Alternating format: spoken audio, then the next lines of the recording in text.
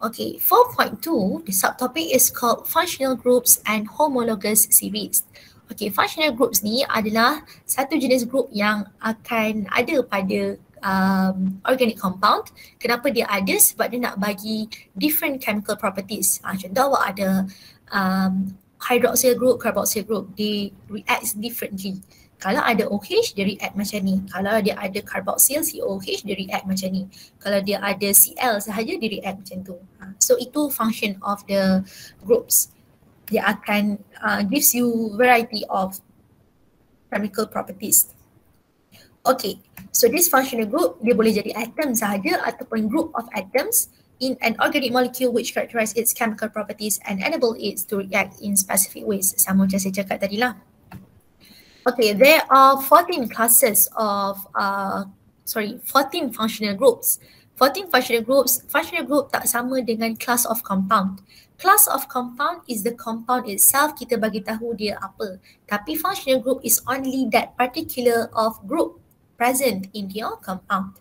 Okay, so alkane. Alkane ni, dia hanyalah carbon single bond and carbon hydrogen single bond. Jadi, is there any special group present in this alkane? What do you think? Dalam alkane, dia ada single bond je antara carbon-carbon dengan carbon hydrogen. Awak rasa dia ada tak special group present dekat dalam alkane tu? Tak ada. No, tak ada. Dia tak ada beza dengan struktur biasa kan? So, untuk alkane, dia tak ada functional group. Okay, tolong bear in mind, alkane got no functional group present. Okay, and then sekarang ni kita akan tengok yang compound containing only carbon and hydrogen. Okay, this alkane got single bond. When you have alkene, do they have any special features present on this alkene compared to alkane? Ada beza tak alkane dengan alkene? Sama je? Ada. Ada apa kat alkene yang tak ada dekat alkane? Double bond. Double bond. Bila ada double bond, maksudnya dia punya structure dah lain satu. Dan basically, double bond tu adalah functional group for alkene. Bila minta functional group, dia bukan alkene dia adalah carbon-carbon double bond. Bila dia minta namakan carbon functional group, kena letak carbon-carbon double bond, bukan alkene. Kalau dia tanya class of compound, baru letak alkene. And then we have alkyne, containing only carbon and hydrogen, but then this time we have carbon-carbon triple bond as its functional group. Okay. Make sure bila ada carbon-carbon triple bond, tak adalah hydrogen dekat dia, right? Unless dia ada CH lah. Kalau macam ni, dia tak boleh ada CH sebab C dah 3 bond dekat sini, satu lagi dia buat bond dengan C. Hati-hati yang tu kalau lukis structure. Sebab walaupun awak tertinggal satu hidrogen ke, tak lukis hidrogen ke, dia tetap salah sebab structure tu dah tak betul. Okay, hati-hati ya bila buat assignment nanti. And then for structure containing carbon and hydrogen, kita ada satu lagi structure ni, dia melibatkan aromatic compound. Bila sebut aromatic compound, first dia kena dalam bentuk aromatic. Aromatic ni dalam satu bentuk cycle. Okay, but then is all cyclic structure belongs to aromatic compound? Tak. Okay, aromatic ni kita akan belajar lebih lagi dalam chapter 6, benzene and its derivatives. So this aromatic, they must look like this. Kenapa dia dapat ring macam ni? Sebab basically they have alternate double bond. Dia bukan satu je double bond. Dia ada sini double bond, sini tak ada. Lepas tu dia alternate, kat sini ada, sini tak ada. So bila lama-lama dia delocalize, the electron delocalize, dia akanlah dapat ring macam ni. Okay, so dia tak berlaku pada semua cyclic structure Kalau contoh awak ada double bond alternate, tu kira aromatic ring. Tapi alternate ke tak tu bukanlah sebelah ada, sebelah tak ada apa. Dia mesti ada dia punya kriteria yang kita kena obey. Nanti kita belajar dalam chapter 6 tu. So for your syllabus, usually if you have aromatic ring as your functional group, they all belongs to 6 carbon ring with 3 double bonds. So benzene lah. Itu sahaja untuk aromatic ring. Okay, and then we have this haloalkane. Okay, starting from here, we have our hydrocarbons. Attached to it, we have halogen. Halogen is located, the atoms located in group 17. Kita ada fluorine, chlorine, bromine and iodine. Okay, dia just halogen. Contoh awak ada CH4 kan, instead of CH4 kita tukar one of the bond jadi Cl. So bila ada Cl attached to your hydrocarbons means we have haloalkane. So the functional group is called as halogen group. Okay, as for alcohol and phenol, they both have the same functional group known as hydroxyl. Hydroxyl ni basically OH je. Kalau awak ada open chain structure, maksudnya you ada CH yang open, bukannya ring, kita akan letak dia macam ni sahaja. Dan class of compound known as alcohol. Okay, in contrast to phenol, phenol ni pun kita ada OH attached to it, but then they attach to aromatic ring. Directly attached to aromatic ring is the OH, then we call them as phenol. Ini kita belajar nanti alcohol and phenol dalam chapter 8. So they have both the same functional group, hydroxyl. And then we have ether. So ether is basically you have carbon and an oxygen and carbon. So you have oxygen, in between the oxygen is carbons. So when you have this carbon, oxygen and carbon, the name of its functional group is alkoxy. So how do we get this name of alkoxy? The alk, the ALK, alk, comes from the alkane, the carbon chain here, CC. But in between them, tiba-tiba kita ada O. So this O comes from the hydroxyl actually. But then when we combine these two, we have alkoxy. The carbon chain, alkane, the oxyl comes from oxygen, and then we have carbon instead of hydrogen. Okay, for aldehyde and ketone, they have different classes of compound, but then their functional group is the same, which is carbonyl. So how does this carbonyl looks like? They are carbon double bond O. So kat sini aldehyde ada carbon double bond O, ketone pun ada carbon double bond O. But what makes this aldehyde and ketone differ from one another is aldehyde should have at least one hydrogen directly attached to this carbon double bond O. Kalau dia tak ada hydrogen, kita tak panggil dia aldehyde. Okay, ketone pula, walaupun dia ada functional group yang sama, but then ketone, dia kena ada, in between dia adalah carbons. Dia tak boleh ada hydrogen. Kalau ada hydrogen, automatic jadi aldehyde. Okay, so sebab kita ada carbon bearing the hydrogen here, means if you happen to have molecules and you have aldehyde in them, awak hanya boleh ada this group, the aldehyde punya parts ni dekat hujung dengan hujung sahaja. Dia tak boleh duduk kat tengah. Sebab hydrogen ni boleh buat duplet sahaja. Kalau duduk tengah, dia tak akan jadi dah aldehyde. Okay, faham ke? Aldehyde kena hujung dan hujung sahaja. In contrast to ketone, sebab dia boleh duduk, dia kena ada kena kepit dengan carbon. Jadi, carbonyl group in ketone, selalunya dia akan duduk somewhere in the middle of the chain. Dia tak akan duduk hujung. Kalau dia duduk hujung, dia bukan lagi ketone. Dia adalah aldehyde. Boleh ke? Tak? Beza aldehyde and ketone? Boleh, Miss. Okay. Proceed with this carboxylic acid. Okay, carboxylic acid, you have COOH. Nampak COOH. Again, macam aldehyde juga, because you have H in here, means you are going to have this COOH dekat positions yang paling hujung, end to end sahaja. Dia tak boleh duduk tengah. Okay, nanti awak akan belajar priority sebab kita akan letak numbering, siapa yang has the highest priority, the numbering will start from there. Sebab tu kita kata hujung dan hujung sebab dia ada high priority due to oxygen in here, high electronegative.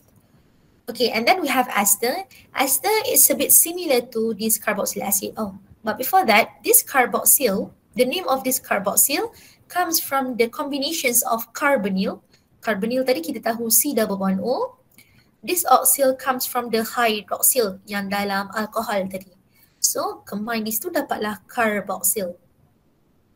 As for ester pula, ester is a bit similar to carboxylic acid, but then instead of having carbonyl and hydroxy, dia adalah gabungan carbonyl dan juga alkoxy. So, let's look at the structure. This is carbonyl, C double bond O, right? This is carbonyl. And then we have COC as well. This is your alkoxy. Inilah alkoxy tu OC sini. Dia kena kepit. Itu adalah ester, the carboalkoxy. And then we have anhydride. What is meant by this anhydride? When you have two carbonyl groups in between the oxygen. So, ni namanya anhydride. Compound pun anhydride. dia punya functional group pun kita panggil dia anhydride. Okay, awak nampak je C double bond O directly attached to it ada O, lepas tu C double bond O balik, ni anhydride. Okay, and then we have acid chloride. This acid chloride is basically has the same reactivity as in carboxylic acid, but instead of having OH, you have Cl in here. Tapi diorang punya reactivity actually sama. Jadi dia punya functional group adalah acid chloride, or sometimes kita boleh panggil dia acyl halide as well.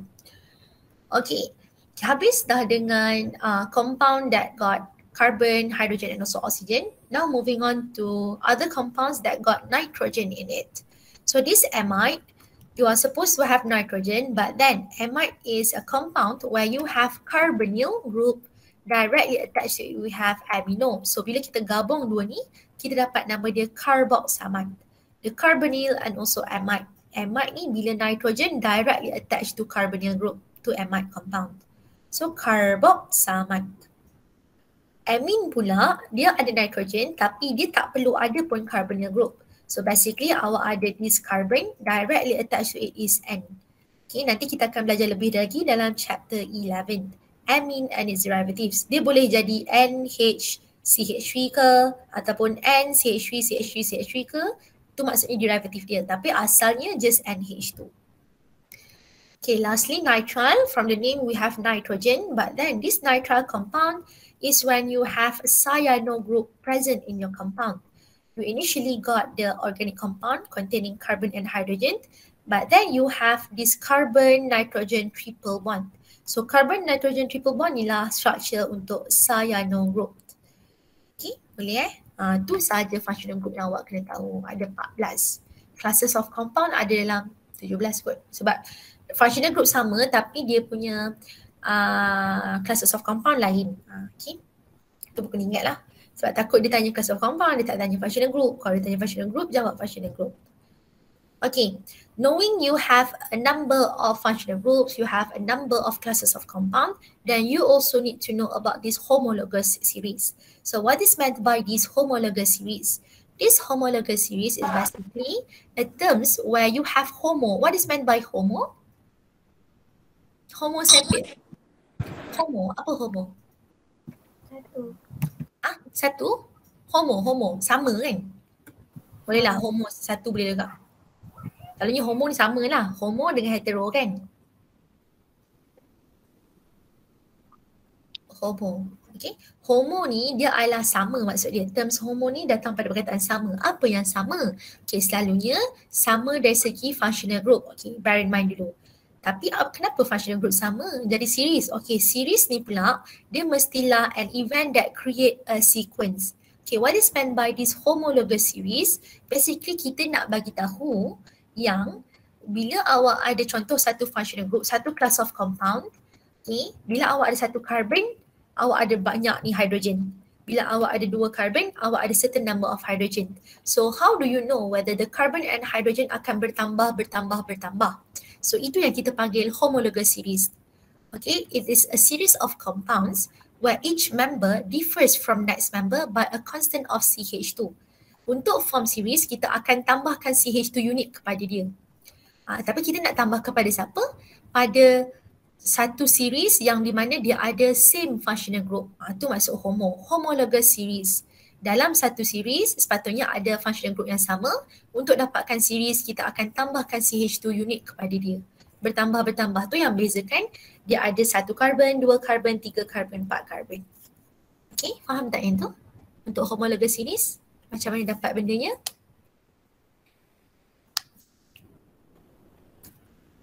Faham. Okay, lepas tu bila kita kata homologous series ni, it's a series, but then siapakah member dalam homologous series ni? Kita kenal dia sebagai homologues. Members of the same homologous series are called homologues. Okay, awak dah ada beberapa term sekarang yang awak kena faham. Functional group, classes of compound dan juga homologous series. Okay, sekarang ni kita akan make sense of everything. Okay, so these are basically general formula of the homologous series. Contohnya awak ada alkane. Untuk awak tahu alkane, kita tahu dia ada semua single bond. So bila awak bertambah carbon, hydrogen pun akan bertambah. Jadi this general formula is proposed for you to know if you have 3 carbons means how many hydrogens is expected to be there. Tu maksud dia. Kalau alkene pula, series of alkene macam ni pula general formula dia. So basically, each series dia akan ada different general formula. Kenapa dia ada different general formula? Due to different functional group present. Yang tu faham ke kenapa semua ni berlainan? Sebab series-series ni kita tadi belajar functional group dia berlainan kan? Okay? Faham?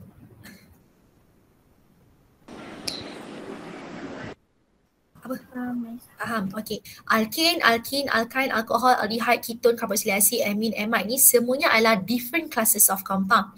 Different classes of compound should have different general formula. Jadi bila diorang ada different general formula, automatically homologous series diorang pun berbeza. Okay. Homologous series siapa yang sama? Bila awak ada alkane, semua homologous series dalam series tu adalah sama. General formula dia sama. Okay, boleh So kita akan tengok R kat sini, walaupun dia tulis R, dia bukan semata-mata R. R ni basically alkyl group. So alkyl group ni macam mana kita dapat, sekejap lagi pun kita tengok lah. Okay, ni dia punya singkatan je lah. Okay, lepas tu cara tulis aldehyde kena CHO. Kalau ketone macam mana, kalau carboxylic acid kena COH macam tu lah. If you happen to have cyclic compound, cyclic structure, okay, cyclic structure kita, kalau asalnya awak ada cyclic structure of alkane, awak ada H2N plus 2, bila ada cyclic structure kena buang 2 hydrogen. So tinggallah CnH2n. Macam itulah. Okay, itu general dia. Okay, next. Kita tengok macam mana dari alkane boleh buat alkyl group. Okay, daripada alkane untuk jadi alkyl group, satu awak tengok homologous series dia sama tak awak rasa? Homologous series untuk alkane dengan alkyl group sama tak? Macam nak tahu sama tak? Awak tengok dia punya general formula. Lain kan? Lain. Lain. So automatic dia lain. Walaupun dia berpangkalkan pada alkane. Okay, alkane ni dia adalah backbone. So kalau ada methane, CH4. Tapi kan kita kata tadi, homologous series ni dia terhasil bila kita tambah CH2, CH2. Initially you have CH4. If you add CH2, what will happen to your structure? Sepatutnya CH2 tambah CH4 dapat C2H6, betul tak? Kalau kita tambah, kan? Dekat methane tambah CH2, Yes. dapat C2H6. Tengok dekat ethane, dapat tak C2H6?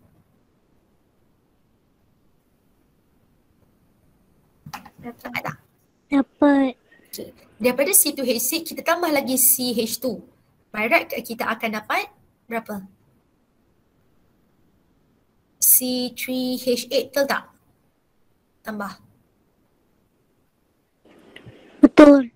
So bila tambah lagi CH2, awak dapat C3H8, dapatlah propane. So bila awak keep on tambah CH2, awak akan form a series. Tu maksudnya awak punya homologs ni dia ni adalah homologs juga. Diorang ni semua ni homologs kepada alkane series. Okay, untuk alkyl group lah. Alkyl group ni is basically alkane as substituents. Untuk dia jadi substituent, asalnya carbon boleh buat sampai 4 bond. Kita akan reserve one of the bond jadi dia punya branch. So contoh awak ada carbon kan. Okay, ni adalah dia punya backbone dia, CH3, CH3. Okay, tiba-tiba awak nak ada carbon kat sini. Kalau ikutkan ada 4. Jadi sekarang ni instead of ada 4 bond, untuk alkyl group kita hanya tinggal 3 sahaja. Sebab satu lagi ni kita dah reserve untuk this backbone. Okay, sebab itulah instead of awak ada 2 H dekat sini, tambah 2 kita tinggal tambah 1. Kurang 1 sebab kita dah reserve ni kan.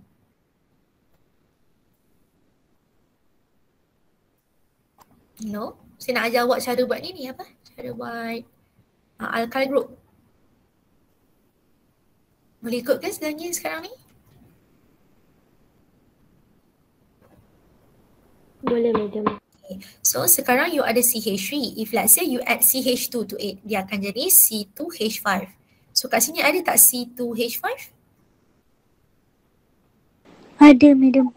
So C2H5 tambah lagi CH2 dapat C3H7. Dapat tak C3H7? 1, 2, 3, 4, 5, 7. Dapat kan? Bila awak tambah CH2, dia buat a sequence, dapatlah ini punya series, alkyl series, alkane series. Okay? Okay, Miss. Okay, another case we have this one, same class of compound. Okay, same class of compound maksudnya dua-dua pun alkane. Ini alkane, ini pun cycloalkane. Alkane lah basically. But even though they have same class of compound, they got different homologous series. Kenapa kita kata tadi kata kalau class of compound sama, homologous series pun selalunya sama. Apa yang membuatkan kita cakap kat sini homologous series dia lain? Ni alkane, tapi apa yang berbeza?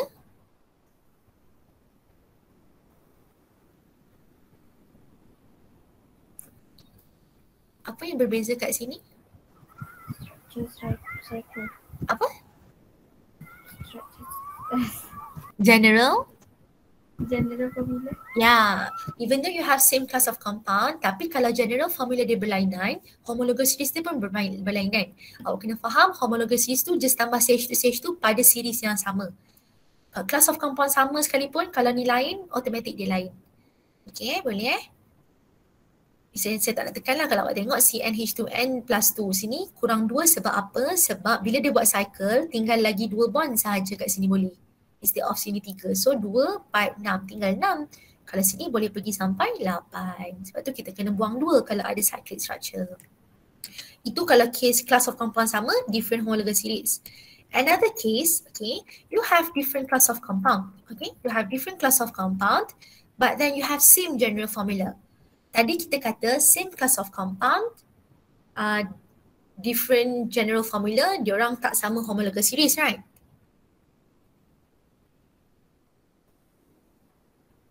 Betul tak? Okay, now awak ada different class of compound, but then same general formula. Adakah kita akan cakap homologous series dia sama? If you look in here, we have aldehyde and ketone, their general formula is the same. Will you say these two class of compound got the same homologous series? Yes. Tak boleh. Okay, tak boleh. Kenapa tak boleh? Because we know, yes, aldehyde and ketone both got same functional group, right? Yes. Okay, but then their classes of compound is different. So bila classes of compound tak sama, dia kira macam ni, homologous series tu awak kena ada compound yang sama dulu. First start dengan class of compound yang sama, lepas tu tambah CH2 masih sama. Kenapa kita kata dia tak boleh dekat sini? Sebab susunan dia pun dah lain kan. Tadi saya dah baru tekankan aldehyde kena duduk hujung. Kena ada C double bond O H. Kalau ketone C double bond O ada C dengan C. Walaupun general formula sama tapi class of compound lain, homologous series tetap berlainan. Okay, jadi awak tak boleh pegang yang general formula sama, confirm homologous series sama. Salah. Class of compound sama, confirm homologous series sama. Salah. General formula dia lain pula. Macam itulah. Awak faham yang homologous series tambah CH2 pada dia masih sama dan juga susunan formula dia masih sama. Kalau aldehyde ketone kan lain kan. Tengok CHO, C double bond OH. Yang ni tak ada H dekat dia. So confirm lah lain. Okay. So bila tahu benda-benda ni barulah boleh tak faham yang homologous series tu adding CH2 sahaja yang akan membuatkan dia dalam series yang sama. Selain daripada tu tak sama. Sebab tu kita tak kata classes of compound, kita kata tadi series yang kat dalam ni. Kita tak kata classes of compound, kita kata series. Sebab classes of compound pun tak menjamin diorang punya homologous series yang sama. Faham tak? Faham. Okay. Habis untuk 4.2.